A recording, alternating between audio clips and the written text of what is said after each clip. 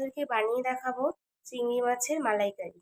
তো দেখো চিংড়ি মাছগুলো পরিষ্কার করে ধুয়ে নিয়েছি। আর এখানে পেঁয়াজ কুচি, আদা, রসুন আর কাঁচা লঙ্কা নিয়েছি, মানে কাঁচা পাকা লঙ্কা। আর এখানে নারকেল কুড়িয়ে আমি শিলনোড়াতে বেটে নিয়েছি। আর এখানে কালো সর্ষে নিয়েছি। তো চলো তোমরা সাথে থাকো আর ভিডিওটা দেখতে থাকো, আশা করি খুব ভালো লাগবে।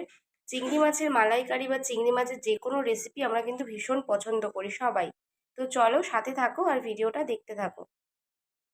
প্রথমে আমি লবণ দিয়ে দেবো পরিমাণ মতন, আর দিয়ে দেবো হলুদ। দিয়ে এটাকে লবণ হলুদ দিয়ে ভালো করে মাছটাকে মাখিয়ে কিছুক্ষণের জন্য রেখে দেবো, ততক্ষণ আমি মশলাটা রেডি করে নেব। মাছে তো ভালো করে লবণ হলুদ মাখিয়ে নিয়েছি, আর এখানে সর্ষেটাও আমি বেটে নিয়েছি। আর এখানে দেখো আদা, রসুন, এদিকে পেঁয়াজ বাটা, আর এদিকে কাঁচা পাকা লঙ্কাটা ভালো করে বেটে নিয়েছি। আর নারকেল কুড়িয়ে সেটাকেও আমি শিলনোড়াতে বেটে নিয়েছি। এবার এর মধ্যে কিছুটা পরিমাণে জল দিয়ে এটা রেখে দেবো। আর চলো রান্নাবান্না শুরু করি। তোমরা কেমন করে চিংড়ি মাছের মালাইকারি করো অবশ্যই কিন্তু কমেন্ট করে জানিও। আমি যেভাবে রান্না করি আমি তোমাদের সাথে সেটাই শেয়ার করলাম। এবার একটা কড়াই বসিয়ে দিয়েছি। এবার দিয়ে দেবো সাদা তেল, আর অল্প করে দেবো সর্ষের তেল। দুটো রকমেরই আমি তেল ইউজ করব এখানে। আর চলো এবার একটা একটা করে মাছ ভেজে নেব, তবে মাছগুলো ভীষণ কড়া করে ভাজবো না, শুধু জাস্ট এপাশ আর ওপাশ একটু হালকা হালকা করে ভেজে নেব। কালারটাও দেখো কত সুন্দর হয়েছে প্রত্যেকটা মাছের, আর খুব সুন্দর হয়েছে। তো চলো, অনেক সময় হয় আমরা সর্ষে পোস্ত দিয়ে চিংড়ি মাছ ভাপা করলে কিন্তু কাঁচাই রান্না করি, কিন্তু মালাইকারি করলে এরকম হালকা ভেজে নিয়ে রান্না করতে হয়। তো দেখো অনেকটা তেল আছে, এবার সেই তেলেই আমি কিছুটা পেঁয়াজ বাটা দিয়ে দিলাম। দিয়ে এবার মিডিয়াম টু লো ফ্লেমে এটাকে প্রথমে পেঁয়াজটাকে ভেজে নিতে হবে সুন্দর কালার আসা না পর্যন্ত। এবার পেঁয়াজটা ভালো করে যে ভাজা হয়ে যাবে, তার মধ্যে আমি আদা রসুনের যে পেস্টটা করে রেখেছিলাম তার মধ্যে এবার সেই মশলাটা দিয়ে দেবো। দিয়ে আবার সময় ধরে কষিয়ে নিতে হবে। এটা কিন্তু একটু টাইমের ব্যাপার আছে।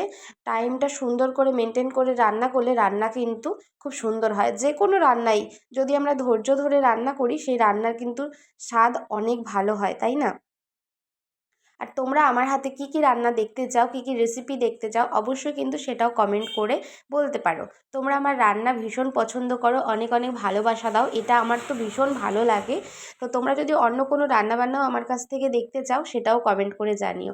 কথা বলতে বলতে দেখলে আদা পেঁয়াজ রসুন ভাজা হয়ে গেছে, তার মধ্যে আমি সর্ষে বাটাটা দিয়ে দিয়েছি। এবার একটু ভাজা ভাজা করে নিয়ে এর মধ্যে লবণ আর হলুদ দিয়ে দিলাম পরিমাণ মতন। এবার সেটাকেও কিন্তু অনেকটা টাইম ধরে কষিয়ে নিতে পারো। তোমরা এর মধ্যে টক দইও দিতে পারো, আমার কাছে টক দইটা ছিল না বাড়িতে, ওই জন্য আর টক দইটা দিইনি। এবার যে নারকেল বাটাটা দিয়েছিলাম জলে ভিজিয়ে রেখে সেটাকেও কিন্তু এবার দিয়ে দেবো। দিয়ে এবার এটাকে ভালো করে নাড়াচাড়া করতে হবে। আর আস্তে আস্তে কিন্তু তেল ছেড়ে আসবে মশলা থেকে। আর তেলটা ছেড়ে আসলে কিন্তু চিংড়ি মাছের মালাইকারির যে গ্রেভিটা সেই গ্রেভিটা কিন্তু রেডি হয়ে গেল। তো অনেকটা সময় সাপেক্ষ এই কাজটা করা কিন্তু। তো ধৈর্য ধরে সুন্দর করে রান্নাটা করতে হবে। আর দেখো নারকেল দেবার পর কত সুন্দর করে তেলটা ছেড়ে আসছে, দেখে অলরেডি বুঝতেই পারছো। আর মশলাটাও কিন্তু খুব সুন্দর করে কষে আসছে। চলো দেখো কিছুক্ষণ কষানোর পর এরকম শুকনো শুকনো হয়ে এসছে। এবার আমি অল্প করে জল দিয়ে দেব। আর গরুর দুধ দিয়ে দেবো কিছুটা পরিমাণ। এখানে পাউডার দুধও মানে গরম জলে গুলিয়ে দিতে পারো, এখানে আমি গরুর দুধটা ইউজ করেছি, তো অনেকটা পরিমাণে এখানে গরুর দুধ দিয়ে দিলাম। এবার দিয়ে দেবো হালকা করে জল। আর তার মধ্যে কিন্তু আমি চিংড়ি মাছগুলো আগে দিয়ে দেবো। তো চলো দেখো চিংড়ি মাছ যে ভেজে রেখেছিলাম সেটাও এবার আমি এক এক করে দিয়ে দিচ্ছি। আর তবে চিংড়ি মাছগুলো ভাজার পর একটু গুটিয়ে গুটিয়ে কেমন হয়ে গেছে, এর মধ্যে যদি কাঠি ভরে দেওয়া যায় তাহলে মাছগুলো কিন্তু আরও দেখতে ভালো লাগে।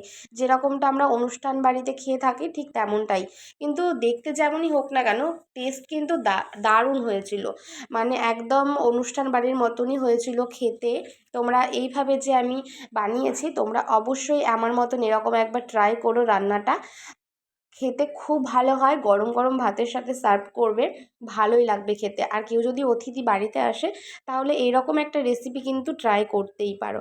তো দেখো আমি ওপর থেকে কাঁচা লঙ্কা চেরা আর একটু ধনেপাতা দিয়ে দিয়েছিলাম, গরম মশলাটা আর দিইনি।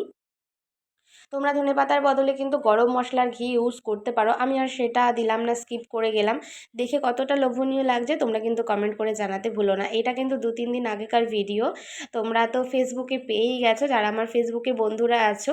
তো এইভাবে তোমরা অবশ্যই একবার ট্রাই করো। তোমরা আমার বাড়ির কাছে তো নেই যে তোমাদেরকে খাওয়াবো রান্না করে, ওই জন্য রেসিপি শেয়ার করলাম। রেসিপি দেখে অবশ্যই বলবো তোমরা একবার ট্রাই করো, আর রান্না করে খেয়ে দিয়ে তারপর আমাকে জানাতে কিন্তু ভুলো না যে কেমন হয়েছে।